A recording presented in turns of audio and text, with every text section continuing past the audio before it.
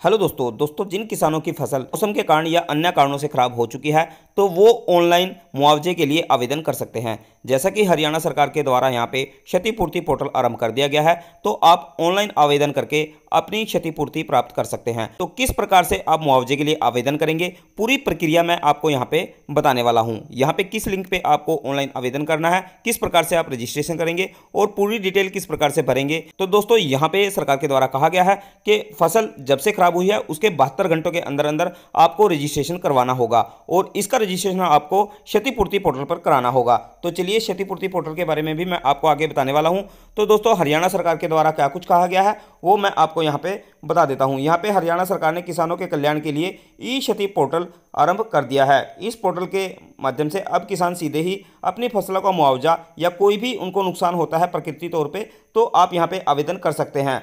तो यहाँ पे आपको 72 घंटों के अंदर ई फसल क्षतिपूर्ति पोर्टल पर यहाँ पे क्षति की जानकारी देनी होगी और यहाँ पे आप अपना आवेदन कर सकते हैं, पूरी डिटेल भर सकते हैं। उसके बाद मैं आपको यहाँ पे बता देता हूँ, यह फसल नुकसान की स्थिति में आवेदन सत्यापन और मुआवजा प्रदान करने की प्रणाली में पारदर्शिता सुनिश्चित करने की दिशा में हरियाणा सरकार का ऐतिहासिक कदम है। यहाँ पे सरकार के द्वारा कहा गया है, प्रधानमंत्री फसल बीमा योजना व मुख्यमंत्री बागवानी बीमा योजना व सीड विकास कार्यक्रम के तहत कवर इन किसानों को इस सुविधा का लाभ नहीं दिया जाएगा। इसके साथ मैं आपको यहाँ पे बता दूं कि इस पोर्टल के माध्यम से मुआवजा राशि मेरी फसल मेरा ब्यौरा पर उपलब्ध करवाए गए काश्तकार के सत्यापित खाते में सीधे जमा करवाई जाएगी। यानी कि दोस्तों जिन लोगों ने मेरी फसल मेरा ब्यौरा कराया हुआ है और वहाँ पे जो आपने अकाउंट नंबर दिया हुआ है वहीं पे मुआवजे की राशि दी जाएगी। जब ये सत्यापित हो जाता है कि आपकी जो राशि है वो बिल्कुल सही है और आपने जो मुआवजा मांगा है वो बिल्कुल सही है, उसके बाद जो मुआवजा रहेगा मेरी फसल मेरा ब्यौरा पे जो आपने अकाउंट नंबर उपलब्ध कराया है या रजिस्ट्रेशन कराया है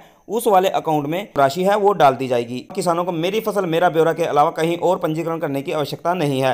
उन्होंने बताया कि संबंधित खसरा नंबर प्रधानमंत्री फसल बीमा योजना, मुख्यमंत्री बागवानी बीमा योजना व सीड विकास कार्यक्रम के तहत पंजीकृत नहीं होना चाहिए।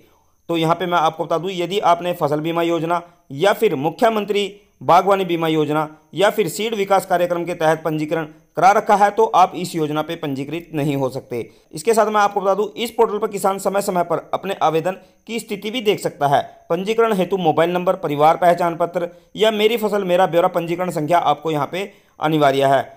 आपको यहाँ पे मेरी फसल मेरा ब्यौरा कराना बहुत ज़्यादा जरूरी है। जिन्होंने ये करा रखा है उनको बिल्कुल भी प्रॉब्लम यहाँ पे नहीं होगी। उसके साथ मैं आपको यहाँ पे बता दूं, पटवारी, कानूनगो और तहसीलदार उनके पंजीकृत मोबाइल नंबर से लॉगिन फॉर्म से अपना लॉगिन करेंगे। उसके बाद नुकसान किसान द्वारा जो वहाँ पे भरा जाएगा, यानी कि जो आवेदन आपके द्वारा दिया जाएगा, जो डिटेल आपके द्वारा वहाँ पे भरी जाएगी, उसके खसरा नंबर से यहाँ पे आपकी फसल का ब्यौरा यहाँ पे उनके द्वारा देखा जाएगा और फील्ड में जाकर के इसको चेक किया जाएगा।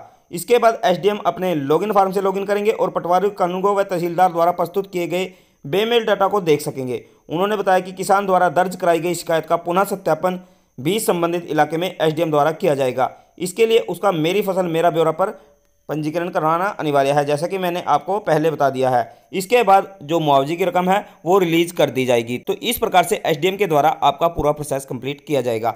इसके बाद मैं आपको बता दूं यहाँ पे आपको रजिस्ट्रेशन कहाँ पे कराना है। तो दोस्तों इसके लिए आपको मेरी फसल मेरा ब्यौरा पे चले जाना है। आप यहाँ पे देख सकते हैं मेरे द्वारा मेरी फसल मेरा ब्यौरा का जो पोर्टल है वो ओपन कर लिया गया है। तो दोस्तों आप यहाँ पे देख सकते हैं ई फसल क्षतिपूर्ति सूचना देने के लिए मेरी फसल मेरा ब्यौरा पर फसल का पंजीकरण करना अनिवार्य है।